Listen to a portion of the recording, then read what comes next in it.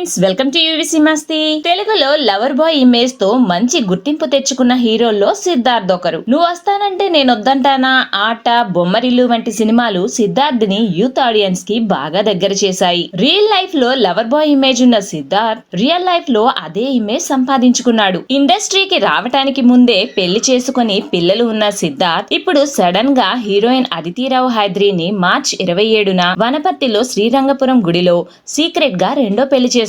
ఈ పెళ్లి అదితిరావు హైదర్ కి కూడా రెండో పెళ్లి కావటం విశేషం. ఫ్రెండ్స్, సిద్ధార్థ్ ఈ పెళ్లి కంటే ముందే మొదటి భార్యతో విడిపోయి శృతి హాసన్, సమంతాలతో పెళ్లి వరకు వెళ్లి బ్రేకప్ చేసుకున్నాడు. ఆ తర్వాత కూడా పలువురు హీరోయిన్లతో అఫైర్స్ నడిపాడు. ఆ వివరాలేంటో ఇప్పుడు చూద్దాం. స్కిప్ చేయకుండా వీడియో చివరి వరకు చూడండి. ఫ్రెండ్స్, సిద్ధార్థ్ శంకర్ గారి బాయ్స్ మూవీతో ఇండస్ట్రీకి పరిచయం అయ్యాడు. ఆ సినిమా సూపర్ హిట్ అవడంతో తమిళ్ తో పాటు తెలుగులో కూడా మంచి పేరు వచ్చింది. తెలుగులో సిద్ధార్థ్ హీరోగా వచ్చిన నువ్వు వస్తానంటే నేను వద్దంటానా, బొమ్మరిల్లు వంటి సినిమాలు ట్రెండ్ సెటర్స్ గా నిలిచి మంచి ఇమేజ్ ని సంపాదించి పెట్టాయి. కొన్ని హిందీ సినిమాల్లో కూడా నటించి హీరోగా మంచి పేరు తెచ్చుకున్నారు. సినిమాల్లోకి రావటానికి ముందే సిద్ధార్థ్ కు మేఘనా అనే స్నేహితురాలితో 2003లో పెళ్లైంది. తర్వాత సిద్ధార్థ్ హీరోగా ఎదిగిన తర్వాత వారిద్దరికి మనస్పర్ధలు మొదలై 2007లో వీరిద్దరూ విడాకులు తీసుకున్నారు. విడాకుల సమయానికి వీరిద్దరికి ఇద్దరు పిల్లలు కూడా ఉన్నారు. 2006లో వచ్చిన బాలీవుడ్ మూవీ రంగ్ దే బసంతి సినిమాలో సిద్ధార్థ్ తో కలిసి నటించిన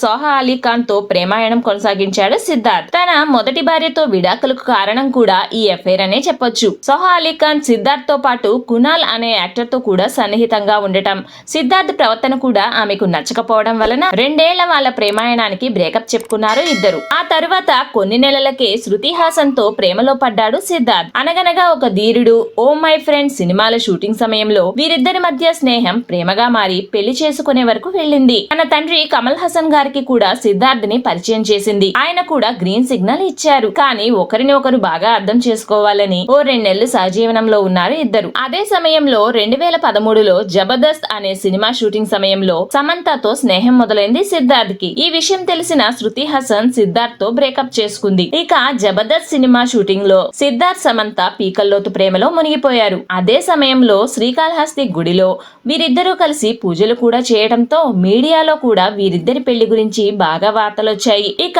2015లో నాలో ఒకడు అనే సినిమాలో సిద్ధార్థ్ కి హీరోయిన్ గా నటించిన దీపా సన్నిధితో సీక్రెట్ డేటింగ్ మొదలు పెట్టాడు. ఈ విషయం తెలిసిన సమంత సిద్ధార్థ్ తో బ్రేకప్ చెప్పేసింది. ఆ తరువాత నాగ చైతన్యను పెళ్లి చేసుకుని విడిపోయిన సంగతి అందరికీ తెలిసిందే. దీపా సన్నిధితో చేసిన డేటింగ్ ని అంతగా సీరియస్ గా తీసుకొని సిద్ధార్థ్ 2021లో వచ్చిన మహాసముద్రం అనే సినిమాలో కలిసి నటించిన అదితిరావు హైదర్ తో సీరియస్ రిలేషన్ లో మునిగిపోయాడు.